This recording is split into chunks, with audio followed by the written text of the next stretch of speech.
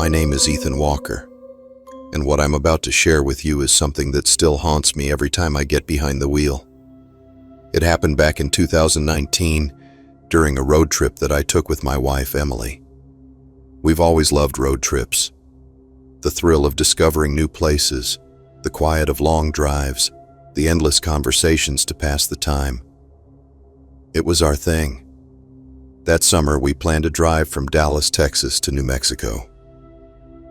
Our destination was Roswell, famous for its alien legends, but the route was supposed to be quiet and peaceful. We left Dallas early in the morning. The first part of the trip was beautiful. The radio played our favorite playlists. Emily kept taking pictures of the open fields, and the sunlight stretched over the horizon. Everything felt normal, safe even. But as the sun dipped lower and the sky turned from gold to black, things started to change. We entered a long stretch of Highway 285, a road infamous in New Mexico but unknown to us at the time. Locals sometimes call it the Highway of Death because of the countless accidents and strange stories tied to it.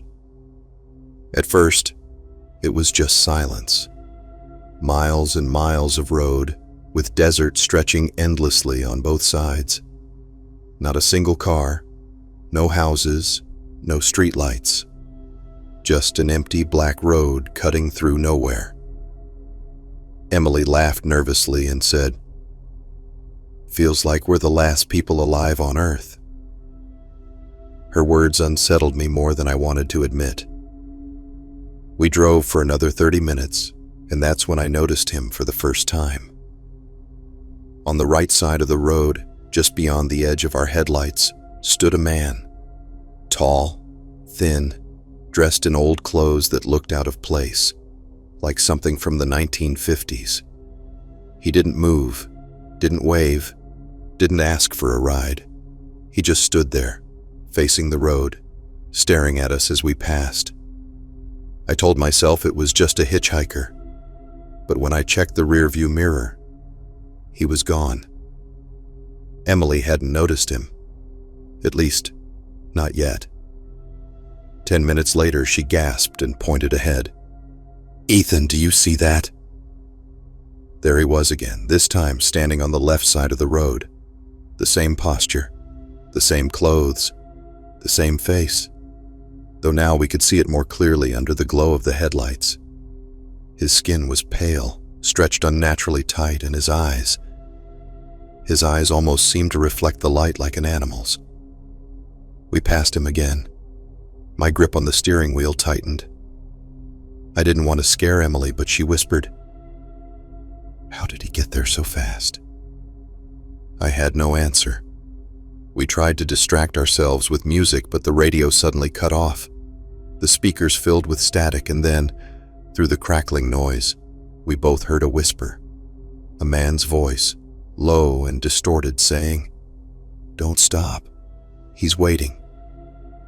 Emily screamed, fumbling to turn the volume down, but the voice faded on its own. For the next hour, it was the same thing over and over again. That figure kept appearing along the road, sometimes on the right, sometimes on the left, sometimes standing in the middle of the highway, forcing me to swerve. But no matter how fast we drove, no matter how far we went, he was always there. Emily begged me to turn around, but the GPS showed nothing but straight road for the next 60 miles. There was nowhere to go. Then came the worst part. As we drove, I glanced at the rearview mirror and froze. He wasn't on the roadside anymore. He was sitting in the back seat of our car. His face was pale, his lips stretched into a smile too wide to be human. His eyes locked onto mine through the mirror. I slammed on the brakes. Emily screamed, whipping around, but when she looked, the back seat was empty. We sat on that dark highway, shaking, headlights cutting through the silence. Emily was crying, begging me to keep driving. I started the car again, and this time, I didn't care about the speed limit. I just wanted to get off that cursed road. After what felt like forever, we finally saw lights ahead. A small gas station, glowing like a beacon in the desert night. We pulled in, both of us trembling. Inside, an old man behind the counter looked at us with tired eyes. He didn't ask why we were pale or why Emily was crying. He just said, almost casually, "Highway 285. You saw him, didn't you? Everyone does. Some folks don't make it here alive." We asked him who or what it was, but he only shook his head.